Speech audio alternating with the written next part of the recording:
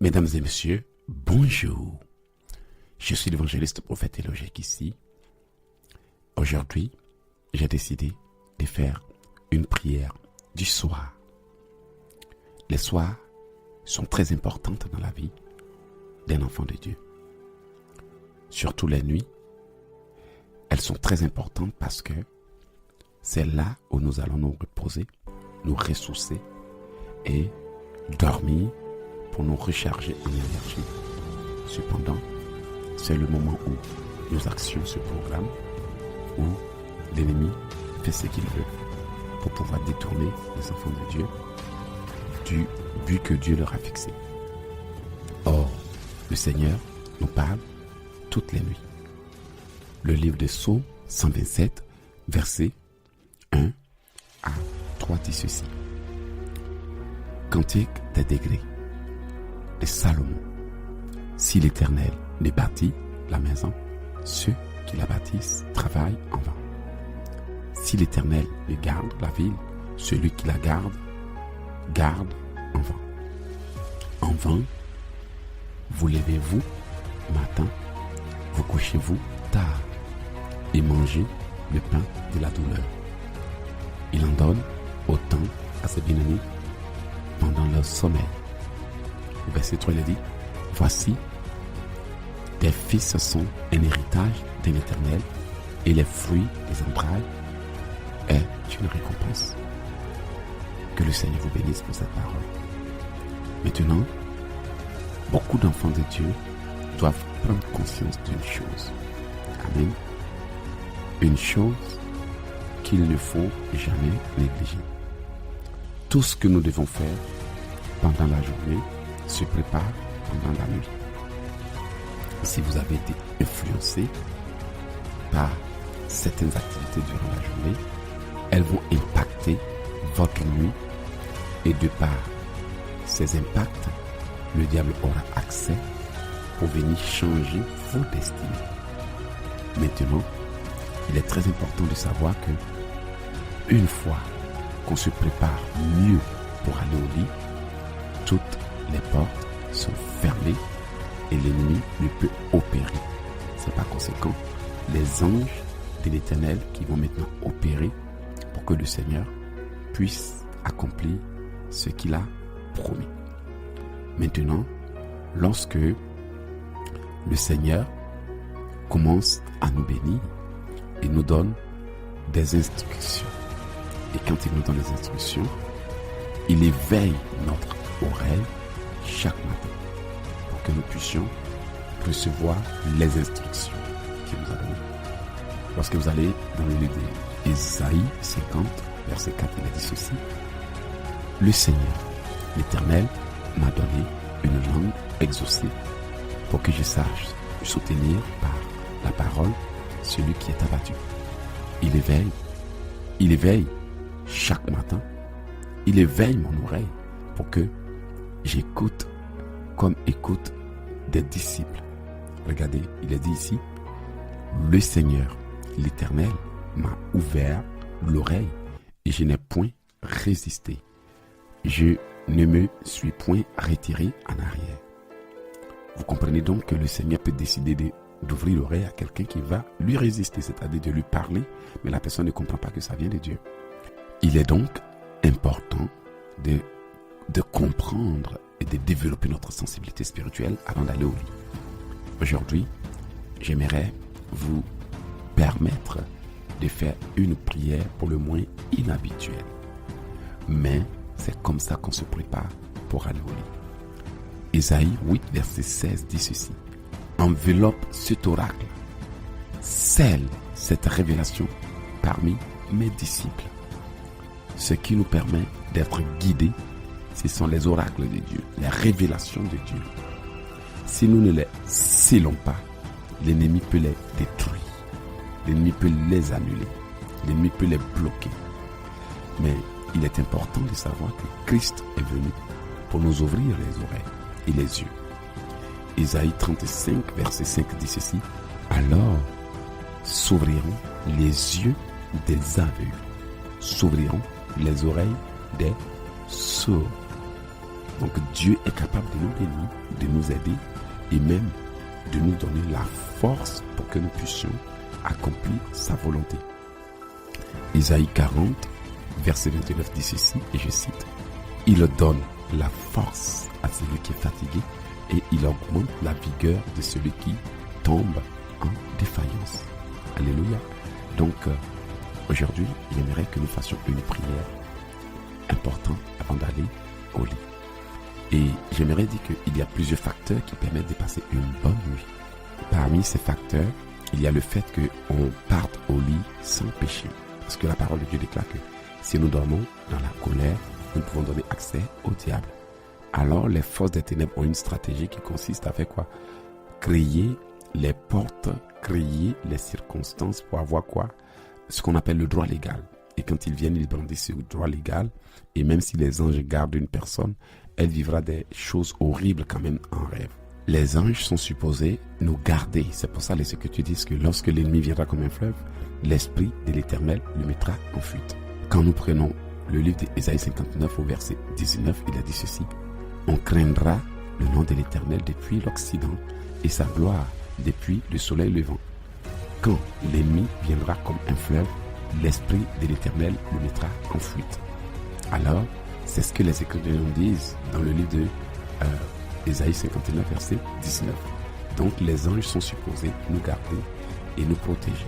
Mais lorsque il y a des portes, des droits légaux et des causes, l'ennemi les brandit et entre et nous attaque.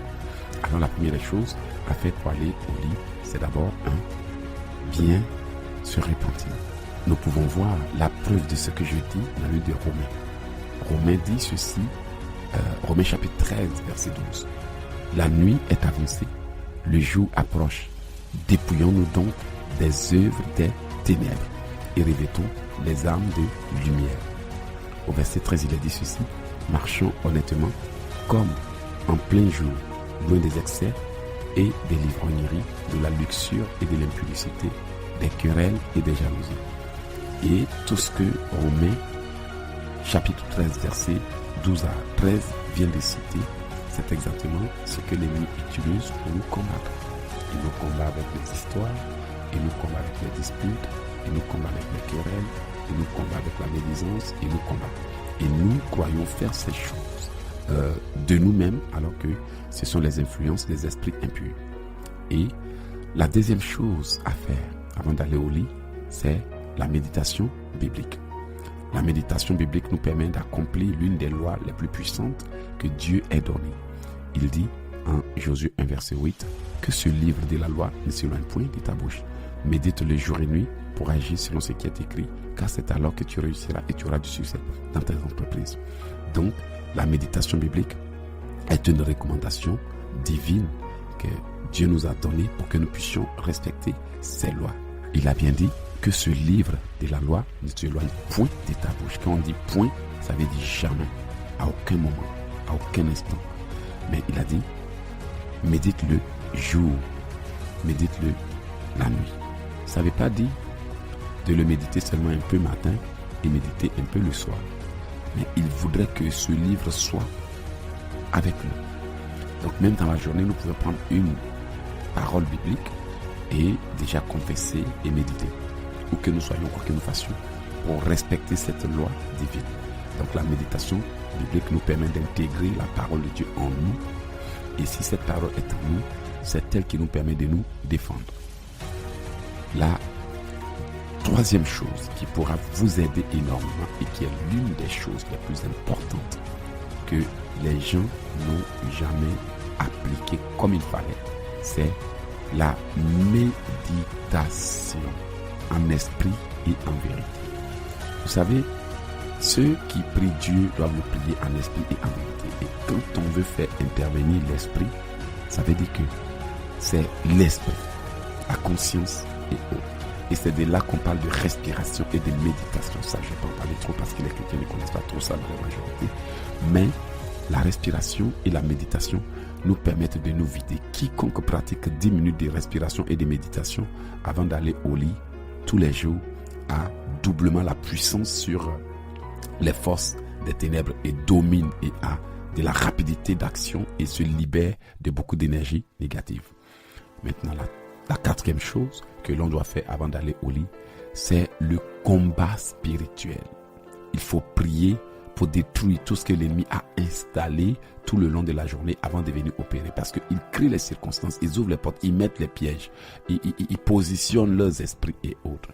Alors il est très important de bloquer leurs œuvres et de détruire tout ce qu'ils vont faire. Maintenant, après avoir fait le combat spirituel pour détruire les œuvres de l'ennemi, la cinquième chose qui vous permettra d'avoir la victoire en toutes circonstances, c'est de prendre le contrôle de votre esprit.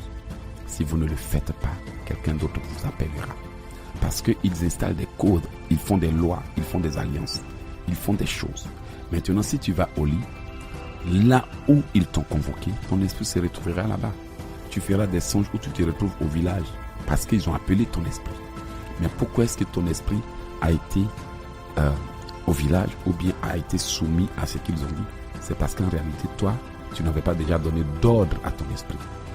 Lorsque l'âme de Jésus-Christ avait ressenti qu'il allait être crucifié, il est allé rapidement prier.